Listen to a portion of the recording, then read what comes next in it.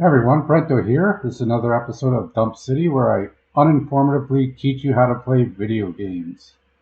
So, in this episode, I think we're going to work on a metro system.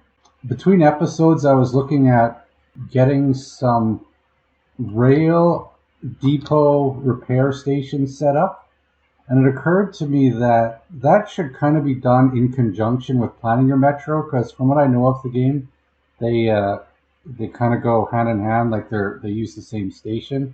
So I think this would be a good episode to get the blueprints laid out for a metro line between Los Angeles here and San Francisco, and it will of course connect to Dump City here, and eventually we'll be able to move people around. So if you're not familiar with the Soviet Republic, there's different modes of difficulty. This is the realistic mode, so it's a little harder than the standard mode. I thought I would just, while I'm in the game here, just want to show you something that differentiates realistic mode from regular play. I know there's some people who watch this show who don't really, care about the details of the game that much. I'll just, we'll just say this is a communism simulator and it's perfectly accurate. And if it works here, it'll work in real life, right?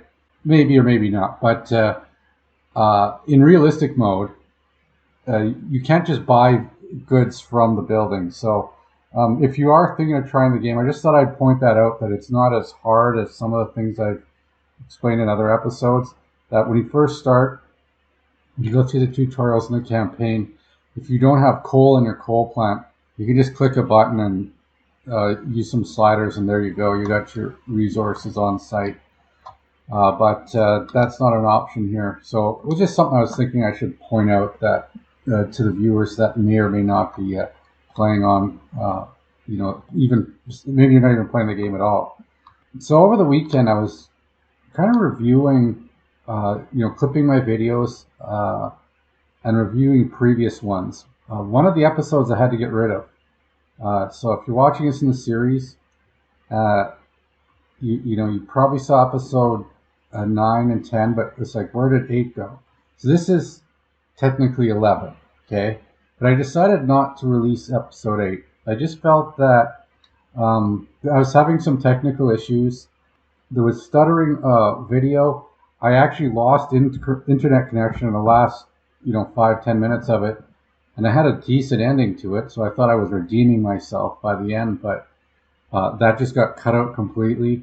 And just the episode itself, I made a few mistakes. So I thought, with all these problems, like just the general slow pace, the video itself not being as interesting, the ending, I didn't have even the best script for it either. I didn't I usually have something like an agenda when I do these shows that explains kind of what the intent of it is. And I was kind of flailing to begin with. There were just too many strikes. And I thought, you know what? I'll just not release it. I have the save file from it, so maybe it can be released if someone's interested in the future. But I thought it'd just be better overall. It'd save me some editing time too. Like, this is a lot of work. Like, anyone who has over 50,000 subscribers almost certainly has some sort of assistant somewhere. Like that's kind of at the point where you're kind of looking for other people to help you out. And I'm still new to this too, so not only do I have to do all the jobs, I'm not very good at them either. So I'm still learning. I'm putting some effort out into this. Hopefully, my goal is actually to get 1,000 subscribers in 1 year. So last I checked on YouTube, it was 3. And I got up to 4 on Twitch today. Someone else is watching me on Twitch, so that's cool to have one more follower. It's a little slow pace, but as I understand it gets a little easier as you go. The first 100, they say, is quite difficult, so I'm just going to keep at it. But I'm here to entertain you. I've watched, a lot of television over the years, and in hindsight, when I think about it, a lot of the shows I've watched never had any, nothing really interesting or deeply, some of it's not even that motivating. Watching sports, you can have your glorious moments and whatnot, but most of entertainment is just someone's talking and you're listening to a story. That's what it is, and you get enveloped in the story. So um, I'll try to make this another storytelling episode. That was actually one of the I was actually thinking of calling this channel Storyteller at one point. It was on the short list of final names, but I just thought Dump City would work better with because I do like the rants, and I do encourage people to rant. Like if you're watching this and you see there's little or no comments, put some comments in there. Complain about anything that's in this world today. But I'll just say generally, the problems in the world today come from the top. They don't come from your neighbors. They don't come from the people around you. It's the people at the top who created a world that isn't necessarily designed for your benefit. You're considered the like the worker, and they're considered the owner. That's just how a lot of society works. And uh, I don't necessarily like seeing people attack each other, like Democrats and Republicans. Like again, I'm neutral. I'm not even an American. I live in Canada, so the same thing in Canada. I don't care about either party, but attacking each other doesn't make sense. It's the authorities that waste money and waste time and make your life miserable that deserve the criticism. That's part of what this game is. We're simulating a society and how to run it well. Like just if you plan things out in advance, how you can do a better job. So before we get too carried away with the specifics of how we're going to plan our rail system, or our subway and rail system in the greater metro area of these three cities here, let's just check up on things. We already lost our, chapel. If you saw episode, I believe 5, which was a huge, huge, devastating thing. But you'll notice now, in between, and we kept looking how there was, mixed waste in this building. It's all gone. So we've hauled it all away, and now we could start building at some point. However, I'm not building it just yet, because what we need is factories that can produce the goods to build our city a little cheaper than having to buy them from Canada. Because when you buy them from Canada, you're paying, the already marked up price. Because, like, for example, if we need bricks, we'd be better off just using this brick factory here and just buying the coal in to make the bricks, and not having to, pay for the bricks and travel this far. So this will allow us to, build our bricks, use concrete. Eventually, we'll use asphalt. But right now, I think the most important thing is this gravel recycling plant. So we don't have a quarry in this game. So in other games, we have quarries, but I never found any. I don't know if I looked too hard, but part of the theme of this series is we're not going to exploit too much land. We're just going to use garbage and, distill it and reprocess it back up. And the cool thing about this game is it gives you the technologies to do that, so you can, in fact, go without a quarry, as long as you have construction waste, which we'll probably have quite a bit. So while we're here and we're doing our catch-up review, I just want to set that to high priority, and I want to make sure pretty much anyone in range can work here to get this built. We had a pretty devastating earthquake immediately in the series, and it caused us so much destruction that our temporary dumps all overflowed. So we started building some more, and we need another one even. So this one's been placed, and it's going to be another high priority thing, because I don't want to be shipping. Right now, I believe we're shipping mixed waste to Canada, which is unfortunate, but all our dumps got full. Most of our other buildings haven't really gotten much progress. We have some bus stops getting finished here. I don't see many workers on it. Everyone's kind of miserable. A couple of things here. We built these pump jacks a little earlier in the series, and a new problem has emerged. They're not like we're not selling the oil fast enough. So I noticed we have our 3 oil tankers here, and they're going 24/7, and they can't keep up. So I decided to add another road here and even put some gravel on it, and this will give, because I think that these pump jacks are about equal distance to the Chinese border too.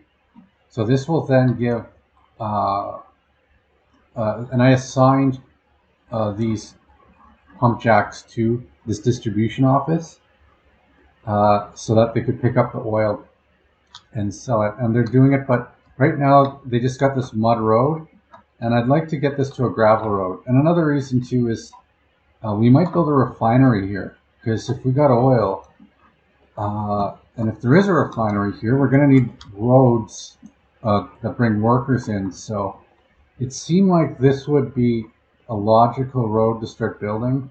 We can't, because the gravel needed, it would be kind of foolish to use our gravel facility from way over here. So it kind of makes sense to just start it now. We've got a lot of rubles to work with. We haven't taken out any loans yet. This is our starting funds. We have a lot of projects queued though, so make no mistake, we might be over budget already, but you only kind of pay as you buy goods. That oil not moving is costing us money. That is legitimate economic mismanagement, and I know a lot of rich, wealthy companies waste and they don't care because they're big, wealthy companies. There's something about that. There's something about people with money having no kind of natural selection to be, smart about it. That some people, they make wise investments, but they don't they're not movers and shakers anymore. I once had a business partner for an endeavor I worked on about 10 years ago, and he said, always look for if you want to do business, look for the number 2 business in the industry. It's better than the number 1, because the number 1 is going to be lazy and take their position for granted. Number 2 is a little hungrier, so that's what leads to waste, and that's why that's why the Roman Empire fell. That's why a lot of empires declined, because the people at the top have no selection on them. They got no one telling them, "Hey, you're screwing up." Except for people like me who make shows about it to illustrate in a virtual, situation that they're screwing up, like the things that they should be considering. And we'll get to that in a second here. But there's something about the nature of success. It just makes you lazy, and you probably don't like to hear it if you are a successful person listening to this. Quit, judging. But this is just an average generality and if you do think about it, like, what are you now versus what were you when you made your money, right? Like, obviously, to have become successful, you probably were doing something a little, inspirational than holding on to the money. And that's at an individual level, that's at a national level. So I have been thinking about this, and I have done a little bit of work, a little bit of research. So in the missing episode 8, one thing I had to cut out was me looking up on the internet what the difference was between the depots in this game. So you got a small one, you got a medium one, and you got this long one. And from what I can tell, it seems like this one lets you build trains that have a length of 11 or more. So 10 wagons plus the engine or more are available in these big ones. And I've yet to get up more than 5 or 6 wagons. So this might be for a very specific objective in your world. You might do this. but I don't think we would want to use this one. So I spent forever deliberating over it, and I decided, upon learning that I think it's best to just go with the small one. And actually, this one uses more bricks. I like the brick ones because we're going to have a brick factory. Yeah, maybe let's go with this one. It's a few more days, but I think we're going to use this one. Now, the question, though, is where are we going to place it? So we have various types of tracks. So most rail you build, I would suggest is this one here. It's just concrete based. We have this other one, wood based. I guess it's cheaper because the wood costs less, but you can only go 70 kilometers an hour. Maybe this is good for like service routes and whatnot. In this world, we're trying electric, okay? Because we don't need our, fuel stations. But there's this other type of track here that is designated for metro trains only, and it only has a 100 kilometer an hour speed limit. But the metro units themselves have to go on this track. So what we need is, the way I was thinking of setting it up is, when I build a depot here, I want to have some of the tracks on one side come from the general, like the industrial line sector, right? Like the main trunk of the grid, the main rail of the system. But on the other side of it, I want it to be connected to our metro line. There's something else I also learned over the weekend, and that's how these vehicle repair stations, how they integrate into all this. Now, if you're, I think that I'll make a very brief tutorial on this, just because, and just an explainer on it, because the next part, when we start laying out and planning our network, this has to be kept in mind. So this vehicle repair station, when you build these, they have, let's just find them. Do you notice they have these big dots in this area around it? The way that works is when you place buildings in that area, certain buildings, the vehicles will get repaired there too. And that's not just these parking lots and, okay, well, so I laid out a train depot here. It's not just parking lots and, I guess depots, but there's also end stations. So I thought that end stations did repairing, but from what I can tell, I don't think they do. So what we're going to have here in our system too is we want one of these. See how it turns orange? And that's another weird thing about this game. Like when you attach a helicopter pad to a fire station, it turns green, but why does this one turn orange? I don't know why it's different, but from what I was reading, that tells you.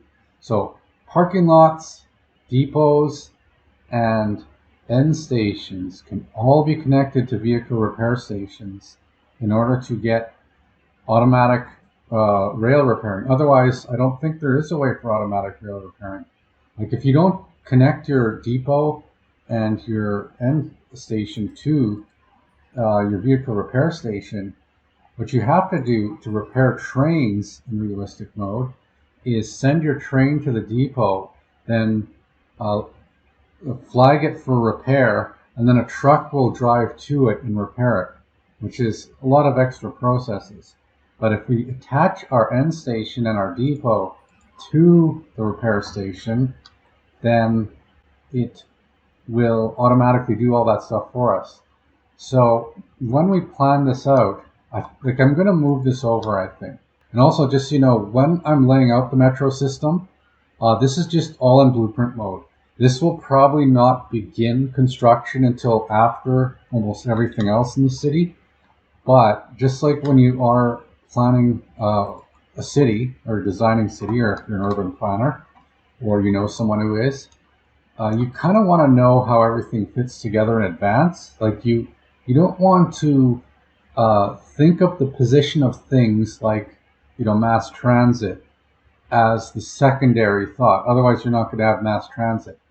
And, oil companies might sponsor your diploma to get you to be a planner that doesn't consider this, right? Think about that. The story of LA, right? And they had a mass transit system. I think it was an electric trolley system. It was fairly new, and apparently, and this is actually like, this is insane. This happened. So this goes to show you the effect of knowing propaganda, knowing how to manipulate people through marketing imagery, and teaching, influencing people to think things that are a certain way, omitting certain truths and distorting others, and then giving a presentation that sways an agenda. So I think some people know this, but for those of you that don't, the city of Los Angeles had an electric rail system. Okay, and I don't know I think there are electric trolleys or something, but it was a functioning, efficient system that it was just a very good system. Today it would be very expensive to make and very, very useful. And oil companies came along and did presentations to the people that managed the city and convinced them to tear down their electric train system. That it was it didn't offer the same freedom of owning a car. Yet, they didn't mention the cost of building the freeways in the future, but they convinced them to tear this, very people efficient a system down, and essentially sell it for scrap. And I guess some people are pretty upset by this, but they had enough of a media campaign. And again, you're close to Hollywood here, so you're going to be able to really indoctrinate your people, like, with, you're going to get first person accounts in the footage. You don't have to, if someone was filming something in another city and then they're showing it to your city, you might be a little harder to influence because you go, that's a different culture. I don't trust them. But when it's your own people doing it to you, essentially convincing you that American freedom is, the automobile, and you don't consider all the external costs, such as, the amount of concrete and the maintenance and the traffic that this generates. And that's the big thing. In the end, it made traffic slower. You would have been, if you're moving more people in a condensed, system with right of way, you need less other vehicles on the road to do that. So it was actually, in effect, really not a net positive. Now, granted, if people lived outside of the city, yeah, there's a value for cars. But what they really were trying to do was convince the city of Los Angeles that everyone should have a car. Even if you lived in the city, you should have a car. Like it was just this brainwashing campaign. Then later they found out, I think there was some bribes involved too. Like they were literally bribing officials, because some people are like, come on, we just built this system here. You're a company, you're trying to make money off us. And, obviously they're selling you on the oil too, right? Like that's the scam of cars, that you might get a good, okay deal on the car itself, but you're always a slave to it. You always have to maintain it. So in the end, it's just a poor economic option if you live in a densely populated city. But in the end, I think there was some briberies, and there was some lawsuits afterwards. Like it was a whole thing. And LA's not the only place this happened to. There's a lot of cities that were brainwashed by this, where there's like an insider, pro car. Like if there's a car salesman involved in your city council, you know who the con artist is, right? That if you had to guess who the con artist was in your city council, and they happen to own a used car dealership or a new car dealership, it's probably them. Like they have incentive to promote, they have direct financial incentive to promote the design of cities to have too many cars. And I know later in this game, as a joke, we're going to, see if we can clog these freeways by putting cars. Once we get into it and we want to see how we can deliberately make it go bad. But these people, they do this and they don't even, like, they're only out for themselves, that's they're not helping you necessarily, and they have agendas. And, they want it to get on that council because they want to make sure the roads are always going to be, your taxpayer dollars are always going to be used to make roads for them to be able to sell you more cars, right? So we do have to actually plan our metro system here. So even though we are going to have a freeway system around it, we will allow for, cars. Like if you live out here, you're probably going to have to drive in with a car. The metro system won't, it's not as economical. So when we plan our system, a few things.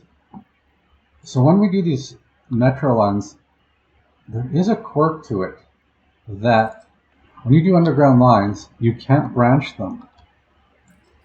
So if I do this here, and I go like that, I can't make a branch off it. So for some reason, you're just not allowed to do that. Who knows? Maybe the oil industry is a top donor to the company, and they're strawmanning the argument of metro systems. If you can't have a branch in it, that's kind of silly. But we'll live with what we got here, and there are ways to do it, from what I can see. Because our metro line can still do it above ground. Like if we have a track here, we can branch like that. So we're going to have to come above ground. So when we do our line here, there's going to be some areas where I'm expecting a future branch. Now, initially, we're just going to have a loop around the lake. It's going to go like this. And in general, this will be our dump city will be all our factories, and it will be bidirectional. So the loop goes this way, and the loop goes this way. And once it gets big enough, we'll start building it. But we are for now just laying it out. We're reserving the land so that in the future, once the traffic starts getting bad enough, we can start building it and not have to worry about right of way. So the way I was thinking of doing it, okay, first off, I do want to consider the option of expanding it beyond the loop too. Okay, so in terms of expansion directions, it kind of makes sense that this area could be expanded to. That as we fill up the inner freeway system, that we might have to branch our subway system to have like an arm that goes like this. So we might have to come above ground around here, I'm thinking, in this general area. Another area might be here too. So instead of coming around back towards the depot section, we might have an extension of the city here too. We'll think about that, because if it's too far off the beaten path, like if it's gonna make our line go too far this way before it comes into Dump City, it might not be worth it, because the tighter this inner perimeter is, the better. Unless we can branch off very close here, like maybe right here. This might be a logical spot. Remember, we don't want to build anything of much value around, or we don't want to build houses for sure around our heating plant because of the level of pollution. I can't see the pollution level here, but this thing is not somewhere people want to live. So this whole area around it should probably be industrial and or commercial, and things like rail turnarounds would be kind of make sense in this quadrant.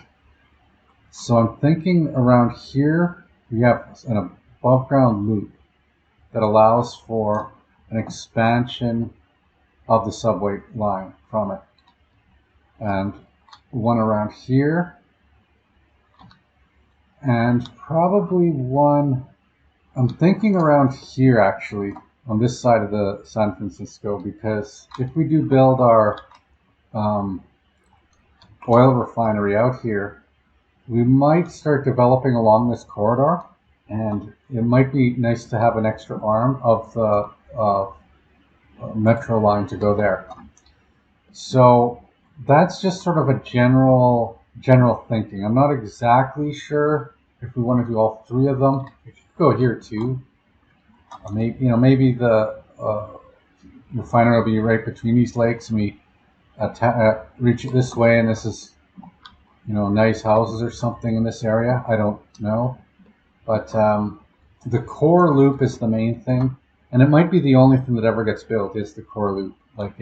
We don't want to give too much thought to the expansions, but we do want to give it some consideration. Some other general rules.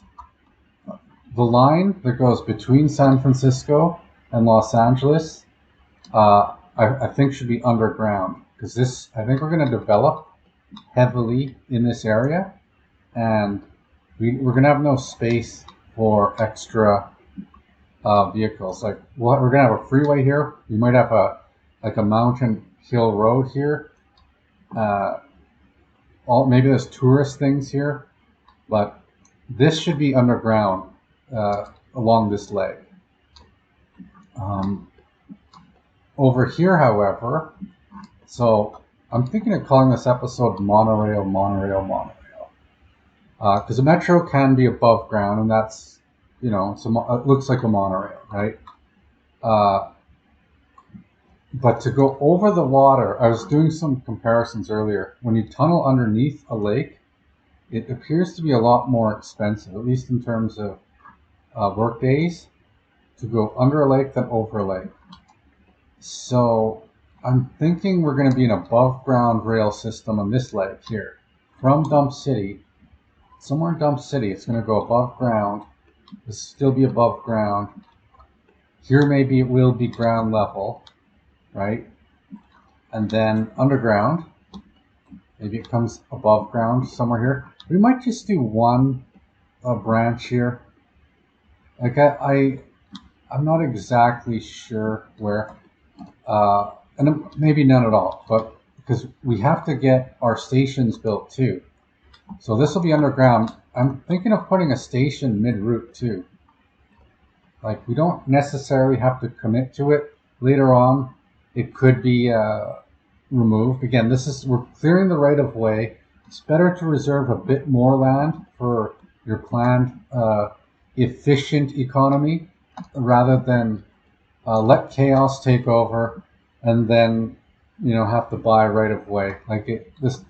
In California right now, that high-speed rail system, it's crazy how expensive that is, and it's because of this concept of all these private property owners that just want to basically extort public funds to make more money for themselves, driving up the cost. It's essentially rich people stealing from the public, if you think about it. In other countries, they don't. They're a little bit more reasonable about it, but they also help out with the industry in the first place in other countries. It's better centrally planned.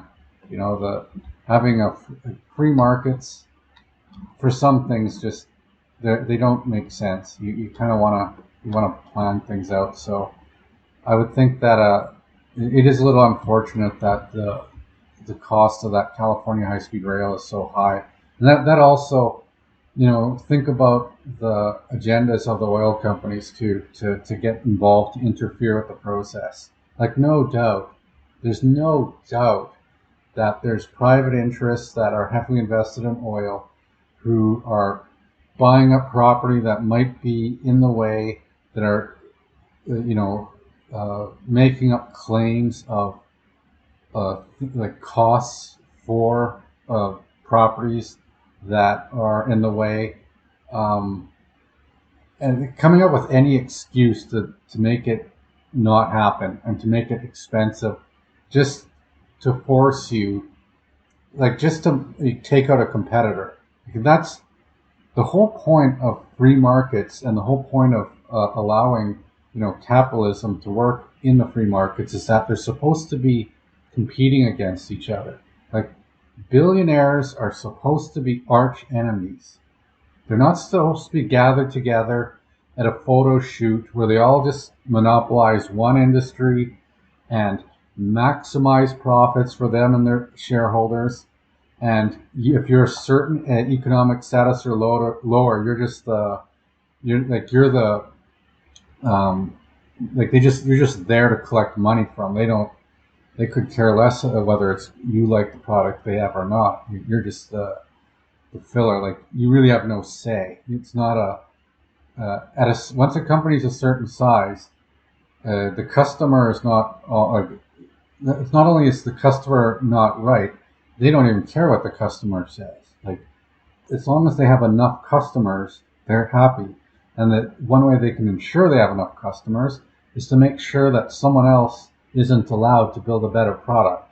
And they actively do that. Like, I know firsthand, I've seen that in my experiences as an entrepreneur, watching, large companies buy out potentially better competitors and squashing them, giving you, the customer, the minimal acceptable. The MVP is all you ever get in these free market for-profit systems.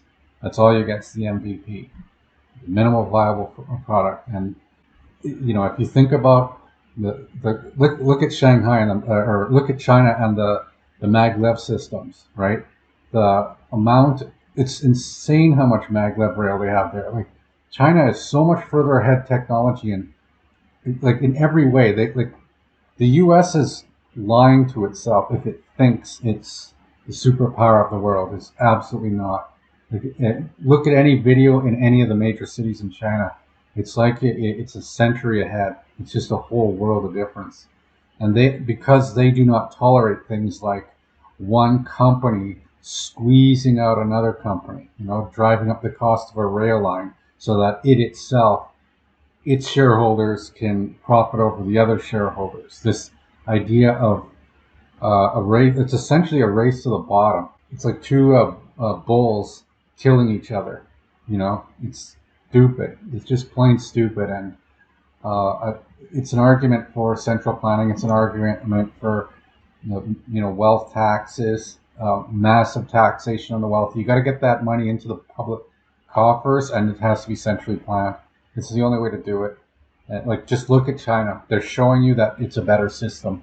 And if you're delusional, you're completely delusional if you think what you see in America is the top of the line. Like, Europe's outperforming, like, on a per capita basis, much of the U.S. And these billionaires are the problem. Them and their shareholders are the problem. In most cases, I shouldn't say all cases, because there are some cases where they genuinely are trying, but the general gist of it is you get massively inflated companies, like Facebook. All the social media platforms are massively inflated. They're just a bunch of computers with a bunch of legal rights and whatnot. But again, there's another rant. That's what I do. That's the show. That's why it's called Dump City, okay? But let's get back to it. So we have to get a subway line from this quadrant into Dump City again. And in order to get into off the rail line here, I think this depot, I don't think any tracks are going to be able to connect to it, so we're going to have to blow it up. And I'm going to blow all these up too, because this has to be further out for this to work. Once we have our metro stations positioned, all our factories are going to be intelligently circulated around them. Same with our housing complexes.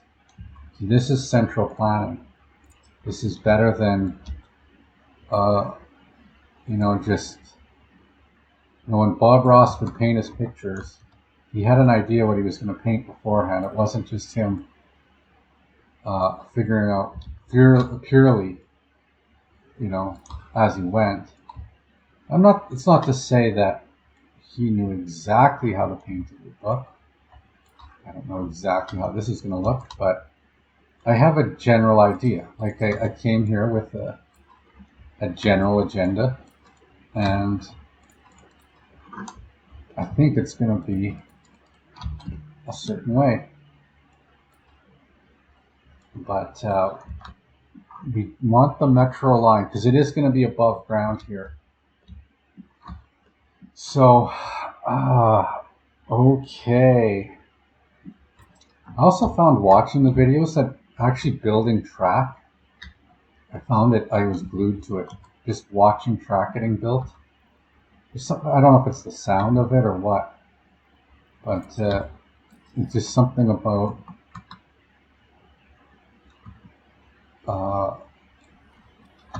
watching stuff like that get done. When you watch painting too, Bob Ross used to paint the trees a certain way, and he would just be glued to the way that, I don't know why, it just was interesting. So the main objective of it is a metro line from here into the city, like into the residential area. Now, as I look at it, the shortest line looks like it could be around here. Like we could go on the inner loop here, but I think our depot and stuff is going to be around here anyways. So I think this general area is where we're going to start painting our first line. Like our first, we'll place the stations and then we'll start connecting the lines, right? We'll use some, logic with where each station goes. So let's just look at that a bit. So let's just look at our rail options. Let's get ourselves, so in this game, it's kind of weird how this works with our depots, our stations. We have, okay, so there's two rail platforms. Okay, we also have, it looks like a big rail station here, which is insane. We won't be using that. But as far as I can tell, this is kind of weird. This is a metro station, but it doesn't say M on it. So this one says metro station with entrance, and this says metro station without entrance. But like it's clear, it looks like it's underground, but it doesn't. It's not labeled as metro. So I don't know why the Soviet Republic does that. It's another game quirk. I've mentioned that there's a lot of quirks in this game.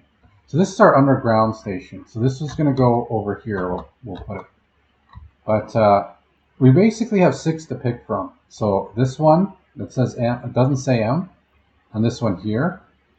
I think I'd lean towards the smaller ones. Actually, hold on. Yeah, we want an entrance. I think the entrance is essential. But the one we're going to put here is going to be an above ground one. So this is, these two are both above ground, and these two are ground level.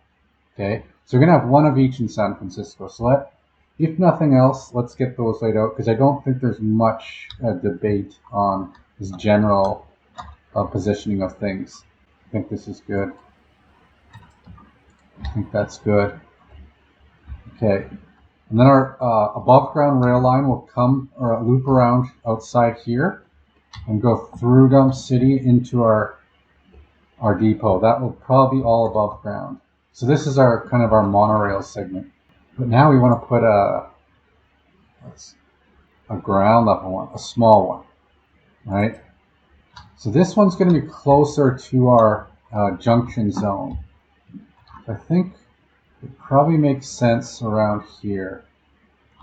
We're going to build everything around the subways before we actually build the subways. We just want to know where they all go. This is central planning, right? And a lot of cities do have control over their policies, and they do consider the best of the people first. It's just that, if you ever get a chance, check out Climate Town. And he's, I'd say, top 10 YouTuber, Climate Town, and it's such a good show.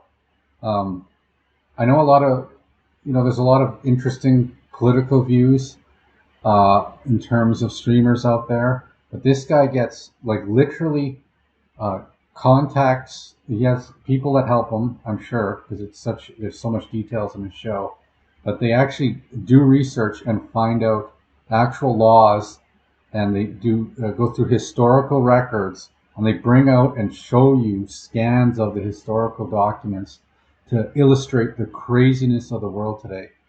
And he did an episode on parking lots that just blows your mind. How entire teams of civil engineers are mandated to follow this code that was written by a bunch of lunatics. And it essentially, driven by the oil and gas industry. But he actually broke it down to how something like just this one little leaflet of this one page became the code that was used in numerous cities, which probably increased the carbon footprint of the world by 10%. Just essentially a misunderstanding on a printed piece of paper has cost the world trillions of dollars, which is insane. So watch his show. It's a legitimate show, not like this. This is just a clown show, right?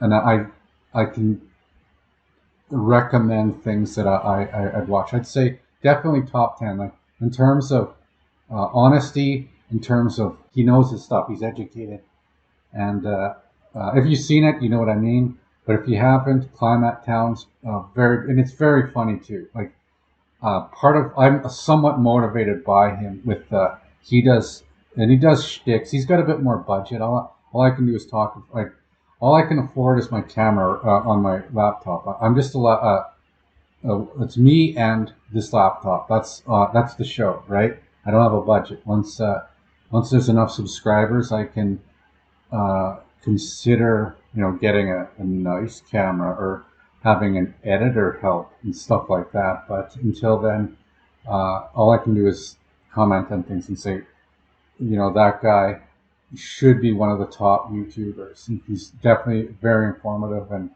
he does like to point out the scams of big business, and it's not just conspiracy theory. Like it's legitimately he finds the laws and the names of the people that did it. Just because you think conspiracies don't exist doesn't mean they don't exist. And he shows you some of them that it really happened, and that it almost makes you mad too how much you pay for taxes, knowing that how much people in the suburban areas, and usually the wealthier homes, they're the leeches. If you live in a distant suburban home, you're the leech on the system, because the infrastructure, building out into these zones is expensive. You don't, it's not the same cost as servicing inner city people. So as you go further out, and the more remote you are, the more expensive you are on the grid. And yet, the relative amount of taxes paid do not, like they might pay more taxes, but they don't pay enough taxes. So it might cost, say, $100 per person per year to live on the grid here, but it might cost $1,000 per year per person to live on the grid out here. But the person out here might only pay $500 and say, well, I'm paying 5 times more than this guy. Well, actually, it wouldn't even be that. This guy's probably paying $250 and you're paying $500 or something. Okay. And it's probably running a deficit, like it's going to go off the cliff, right? But you're not even paying enough. You are paying twice as much as the inner city people, but you're not paying your actual cost. So until you recognize that you are still the problem, that even though you pay more in taxes, you have to pay even more, unless you live in the city. So anyways, back onto our network here. So let's do that. Just got to go somewhere. Yeah, let's make it swooping. Let's see what it looks like. And then it comes around like this. And it comes into the, okay, there we go.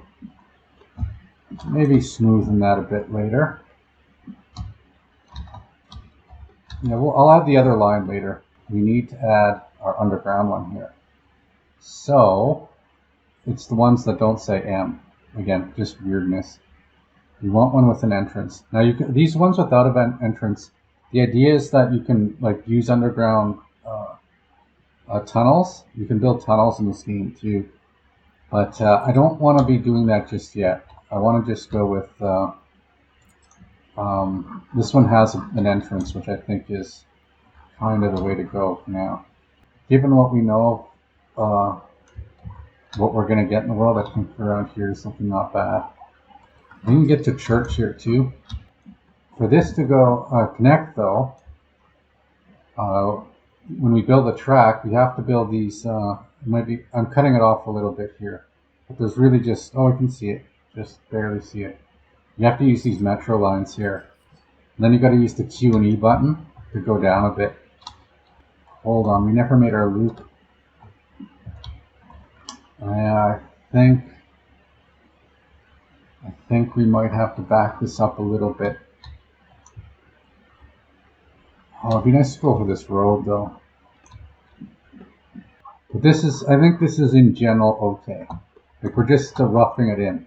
In realistic mode, when you build these tracks, you have to kind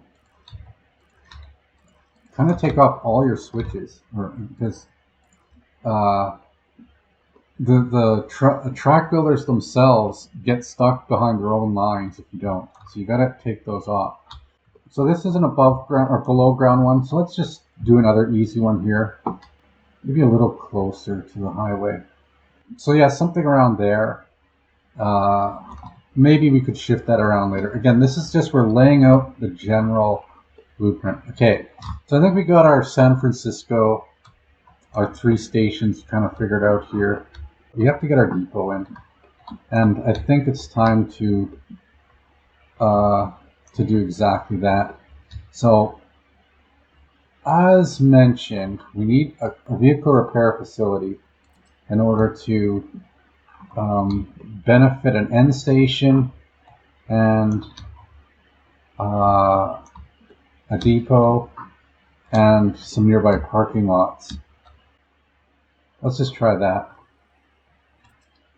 Then let's put our depot. See how it becomes orange? So this is what you must do. Yeah, it's definitely orange right there. Okay, that's the maximum distance we can do it at. I think that's pretty good. We also want to have our end station though. So this is for a part of the regular route. And we can adjust that a bit later. And then we put a metro line into it. Let's curve it nicely. Curve it nicely. And this could probably just use that. But on this side, your electric track. And this is where our, this is where we started the episode here, right? We should create a line here right away. Let's create our bypass. And I think this is looking slicker than before. You got to really think about this. That's what this whole game is. This is the game. It's this. Figuring things out. They say there are best practices, but those aren't perfect practices. That a lot of people get misled into thinking that the best practice is, never fallible or, they couldn't have done better. No, you can do better. You can think about things, right? You can think about your actions. You don't think about your actions following the best practice. Those are best practices. They're not solid rules. And in general, when you're, especially with stuff like this, where you have to, every case is a little different. And generally you want to, give it some thought. That's the way you solve problems, is you think about your situation and be rational. It's not, not everyone necessarily knows all the information you know too, right? So, yeah, always keep that in mind. It's not advice by, so there's some advice by Brento. We're gonna have to put some crossovers and stuff there, but we'll fix that up later. But I think that looks slick. Don't necessarily follow the rules all the time. Looks not bad. Okay, so this is our end line. I want to put 2 stations in Dump City, minimum 2, maybe 3. Let's go with the ground level metro station, 400. So this has to be near the route. This is kind of the terminus end. This is the last stop for a lot of people. So let's just try there. This is an arbitrary spot. And if this were hypothetically an asphalt footpath, would that be enough to get to work? Let's check. Yes, it is enough. So they can get off this metro station and walk 320 meters to get to the rail construction office. So this station, I think this is even closer to this, but let's just in case, let's just lay one out to see how well it works. We'll do it a little askew, just in case it's not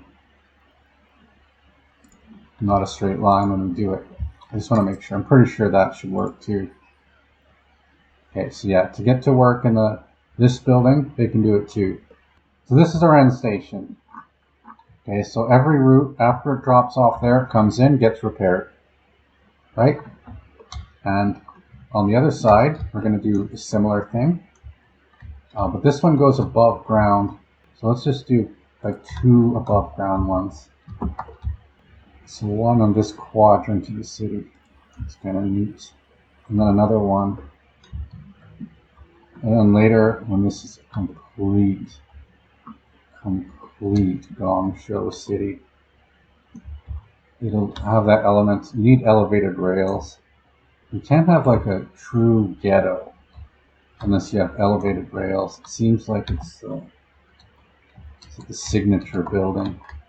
Whenever you think of cities where crime is high, you think of that. So one here. This could be a completely planned city. And this is all elevated. Actually, up to here, we could go right beside. Let's go right beside. Maybe not, avoiding crossing over is probably a wise thing. And this could be, yeah, I like games like Satisfactory that show you when you're lined up with other tracks and stuff, like to give you a hint. I wish I was seeing this game. I don't know if that's lined up exactly. It's harder to see in winter.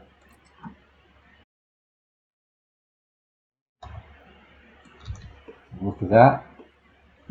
Does it look straight? It does look straight. And that will go to our next one and then bend a bit. Again, we can take this off later. We're just kind of reserving the territory, right? And this is only being queued for blueprints. It's not an official build. Let's go back to this one. There we go. Then we just have the LA section to deal with. I don't think I'm going to connect every single part of this. Like, you get the gist of it, right? I'm doing a little bit of track building, and see, that's neat. This is our elevated track. There'll be no law enforcement in this city. None whatsoever. You go like this. And then I think we'll go off grid a bit here. See if we can connect it nicely. How nice is that? It's not bad. It's not bad. And then here. There we go. And that will be so when a line comes from this side, it goes around, it picks up people, and this is probably going to be a work zone too. Once you're at work, and then go in for service, right? One other thing while we're here, as mentioned, not only can repair stations repair in the depot and the end station, don't forget to put yourself, put some parking lots here. And then connect that there. And do that. So now the last thing we got to do here is get into Los Angeles here. And, okay, so we're going to be below ground. So we get into Los Angeles and set up our stations. So come out from below ground here, and then this will be our zone again, where we're above ground, and we have a little bit of space to branch off. So this lets us build our new, if in the future we want to expand out this way, in this area, this would be our branch point. It's the only way you can do it as far as I can tell. From here, we'll go back underground again. We can, now that we've branched out, we can go through the city here. And I think we'll do something similar over here, just outside the perimeter. But we want to get one nice and close to the mall. There's also, you see there's paths on the left there, eh? How they can connect. So there's multiple ways into it. So that, we might want to take advantage of that. I kind of like the way that looks. It's got a good aesthetic to it. Let's try that. Let's go as close as we can though to the road. It limits the size of the building we can put here now. But I think we have all our key services taken care of already. Like this, we have everything we need in downtown. So the question is, where do we go after that? I think here, and yeah, and this one has to be ground level small. And yeah, I don't know if we'll be able to split there, but we will. Let's do the split afterwards. We'll do a split on this side. That. And like that. Okay, let's do that. 9 meters. Let's try that. Okay. Ooh. There you go. Yeah, I'm not gonna nitpick it. That's, it's volume versus quality. Because I'd rather have the opportunity cost of, and again, we don't even know, we could end up demolishing this and building it later. We just want to have an option, right? And then we'll build our little fork out here. Yes, that looks nice. And then there, that also looks nice. And then we'll go underground again.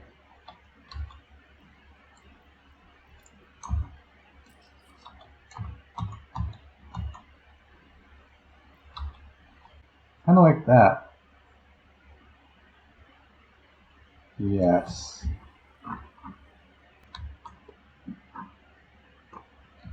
It's an above ground one. I think people put the wrong type here. Okay. Let's get rid of this path. You know, the city of Toronto actually does do that quite well. You ever notice like the way the buildings go? They're built all along these. Like, it's actually quite like, it's a much bigger city than the population indicates, because the whole region is kind of urban. Like, it goes all the way from like Detroit to Buffalo to Toronto. It's just all one big city. Like, everyone in Canada lives there.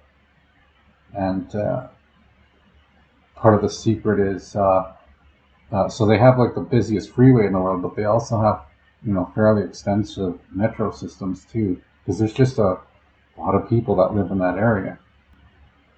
So it's an interesting thing to consider. Let's see how this looks.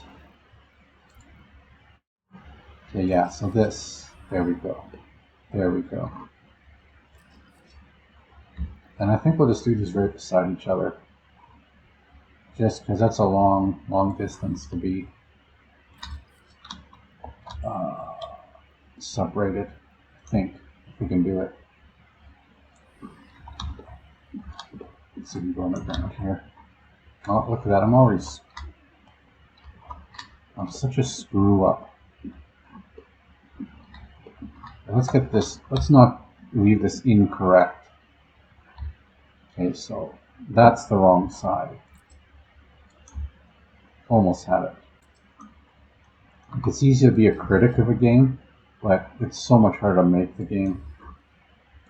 And I used to make games when I was younger. Not games like this, but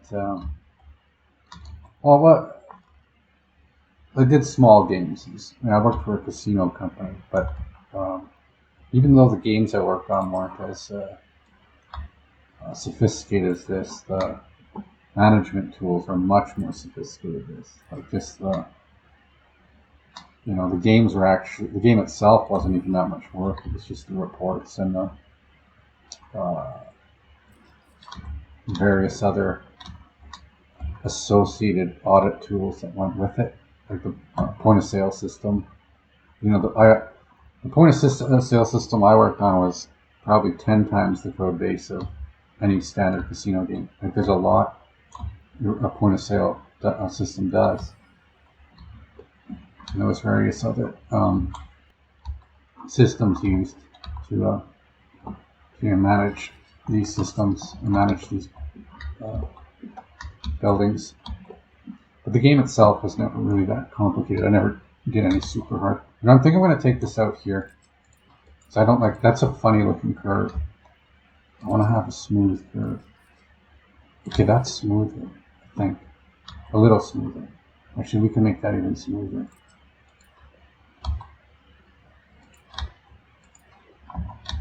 Now let's do it like this, and then we'll make them parallel. That. That.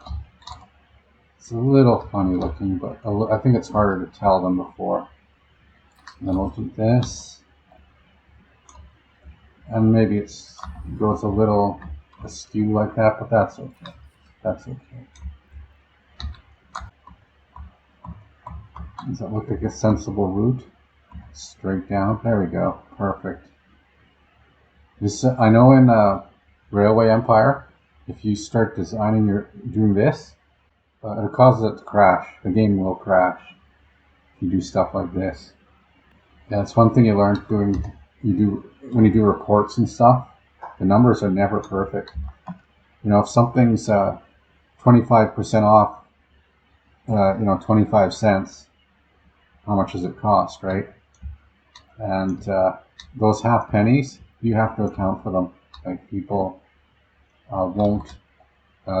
They ask questions. There's a Superman 3.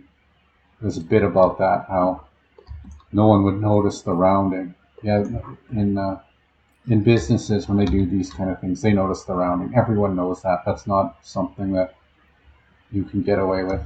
Everyone notices the rounding. And it affects these things here. Like, that's literally what we're seeing here as an example of a rounding issue, where it's too close, and therefore you gotta give it a little bit of a buffer. The snapping causes imperfections in the numbers, because it's over a radius, and as the radius goes out, it will therefore have an issue at some point. Let's start this over. Yeah, let's start from there. We'll do 1 and then 11. Like that. 9 meters. Let's go 9 meters.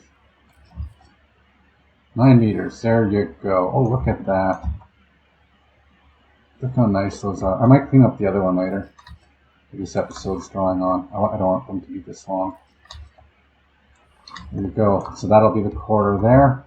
It has expansion room from here to go into this district. And it might not get this inner district so well, but we have bus service here. We can adjust it later too. Like if we're never going to do this, at least we have a plan, and that's sort of the key when planning your metro system. Have a general plan first. Don't think of it later, and then the rest of the developments won't get in the way, and you won't end up wasting money. So I hope you enjoyed the episode, and I'll see you next week.